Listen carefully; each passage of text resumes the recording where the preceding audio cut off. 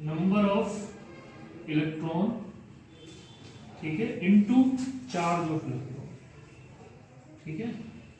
Q बराबर NE, क्या होता है Q बराबर NE, तो N निकालने के लिए क्या चलेंगे Q अपॉन E,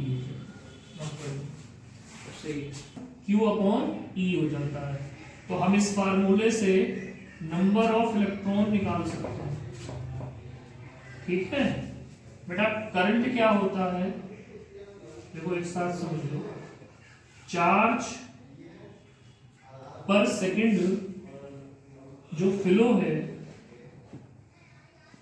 चार्ज जो पर सेकंड फ्लो है उसको आप करंट कहते हैं। क्या कहते हैं? करंट, ठीक है बेटा, करंट कहते हैं। अब करंट क्या होता है, करंट को शो करते हैं आई से। आई बराबर Q अपॉन टी होता है। क्या होता है? आई बराबर Q अपॉन टी, या फिर Q बराबर आई टी होता है। Q बराबर आई क्या है? करंट है। टी क्या है? टाइम है। तो आई निकालने के लिए आई का यूनिट क्या हो जाएगा? चार्ज का यूनिट होता है कूलाम। क्या होता है?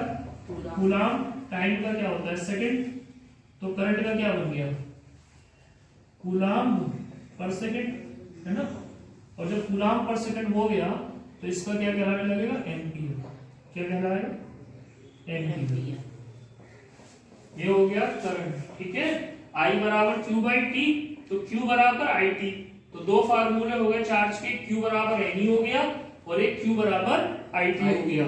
दोनों फार्मूले से आप चार्ज निकाल सकते हैं। यूनिट चार्ज का भी बता दिया, कूलाम हो गया, और करंट का यूनिट क्या हो गया? एम्पियर हो गया। समझ में आ गई बात आपको?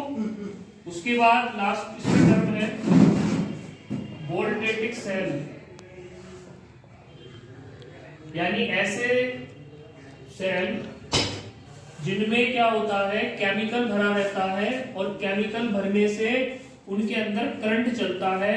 उन्हें क्या कहते हैं हम? वोल्टेटिक सेल, ठीक है, वोल्टेइक सेल कहते हैं, ठीक है। आगे बात समझ में?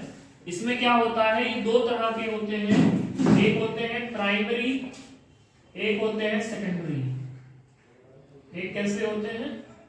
आपका जो टेलीफोन उसमें टाइम, उसमें घंटे में जो सेल होता है वो एक बार डलने के बाद दोबारा यूज नहीं होता, खत्म हो जाता है, तो इसलिए उसको कहते हैं प्राइमरी। क्या कहते हैं? प्राइमरी। और जो सेकेंडरी होते हैं वो एक बार डिस्चार्ज होने के बाद फिर से चार्ज हो जाते हैं, जैसे आपका मोबाइल की बैटरी।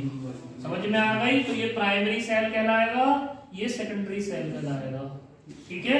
आज की क्लास में इतना ही, इसके आगे कंटिन्यू कल करेंगे, ठीक है। तो चार्ज Q बराबर होता है n number of electron E, Q बराबर n अपॉन E। क्या हो जाएगा?